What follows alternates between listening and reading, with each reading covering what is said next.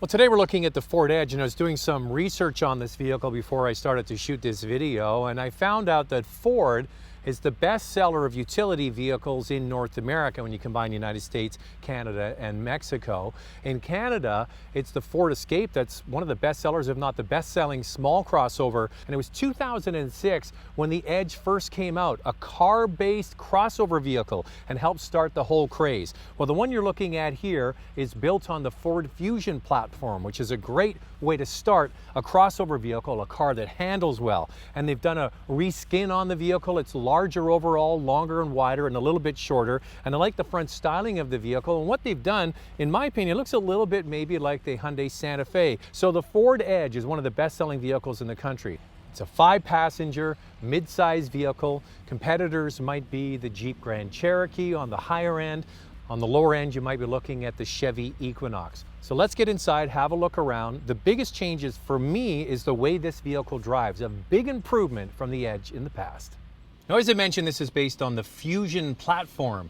It's bigger than the old Edge. You get more leg room in the front and the back seat. You get 4.8 centimeters of additional front leg room and about 2.5 centimeters in the back. There's more cargo space around the back. The vehicle overall is bigger than before. In addition, you get seats that are thinner, even though they claim they kept the comfort of the seats, even though the seats are thinner, and that's a lot to do with the new materials and foams that they can put in them, and I find them really quite comfortable. So one thing that we're seeing with many crossovers is there seems to be no end to the need for luxury features. For example, this Edge, this one I'm sitting in is the titanium.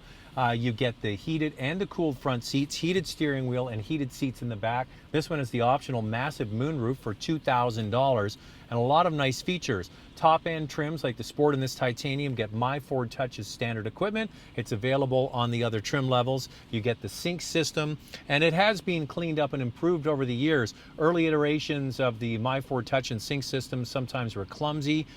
You know what, it could also be that I've been using it now for so many years that I become accustomed to the way it works. You can use it on the center console, or you can use the tabs on either side of the steering wheel to access two screens that sort of bank the speedometer there. And the main function you use all the time, like your phone and things like that, are easy to use. They've cleaned up the center console, and you can see that they've gone back to redundant buttons on the dash for things like heat, which is good.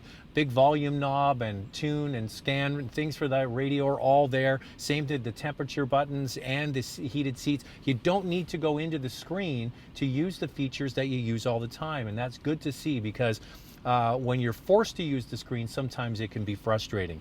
They've also allotted more space on the inside. There's a center console here that has 2 USBs. There's more storage in here that has a 12-volt outlet, and the center console looks more in keeping with, say, a Ford Focus or one of their cars than it does like an SUV. Now, the way it drives is even better. Now, getting behind the wheel of the Ford Edge, and it's been a while, but I can tell you right away, this product feels different than any Ford Edge I've ever driven before.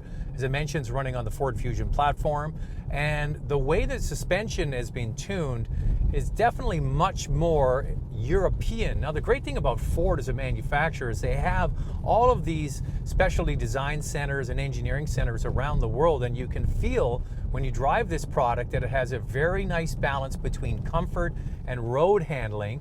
And I've been driving it and throwing it into some nice corners, and it holds beautifully well. So that's all good stuff.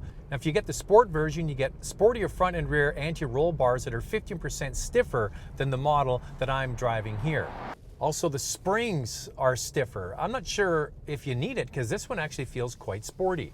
Then you get into the different engines that are available. So this vehicle has a 2-liter turbocharged direct injection 4-cylinder engine as the base model. It's a twin scroll unit, which is different than the other engine that they have, which is a larger EcoBoost engine. Now, this engine was originally used in the Ford Escape. It's also used in the Range Rover Evoque and the Land Rover Discovery Sport. Power is 245 horsepower and 275 foot-pounds of torque. That's a lot of jam from a 2-liter engine. That's the one that I have here, and the power is going through a 6-speed automatic transmission.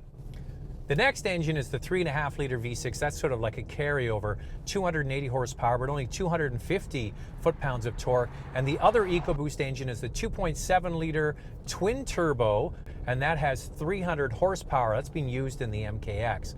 So 3 different engines to choose from depending on the poison you want and the price point you want to spend. So those are great options for different types of driving. The other thing, this vehicle is quieter than the outgoing Edge, and they've also added in improved engine mounts and things, so there's less vibration and noise that comes into the cabin from the driveline and from the road. It's very comfortable and smooth and quiet.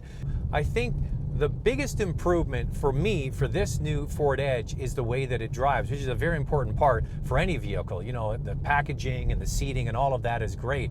But if you're somebody that likes to actually drive, this is a vehicle you could have every day for the next 4 or 5 years and be very satisfying.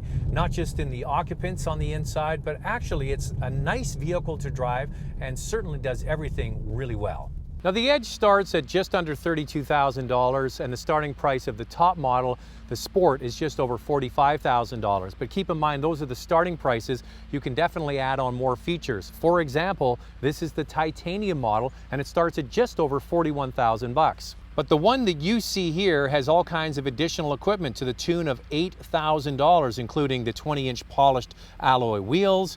You get a trailer hitch for $500, you get a big panoramic roof for $2,000, and there's an equipment package for $3,800, which gives you heated steering wheel, lane departure, brake assist, a bunch of other amenities. This new Edge feels so much better than any Edge I've driven in the past, and that's a testament to what Ford can do right, utilizing the tools they have worldwide to make a compelling package. Thanks for watching, and be sure to subscribe. If you'd like to watch a full review of the new 2016 Hyundai Tucson, click the picture on the left.